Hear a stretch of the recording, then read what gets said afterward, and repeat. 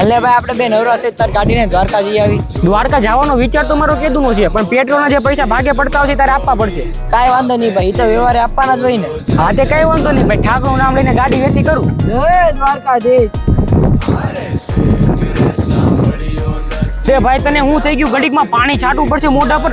Bottle છે પણ ખાલી છે, ગોતવા જવું પડશે ઘડીક. પણ સુમસાન રસ્તામાં મને પાણી ક્યાં મળશે ફટાફટ? લાય આગળ પાછળ ક્યાંક જાવ, પાણી તો હશે જ ને. કયું નો પાણી ગોતું છું કે પાણી જ નથી મળતું. આમ નિયર જેવું કહું દેખાય છે, જવા દે.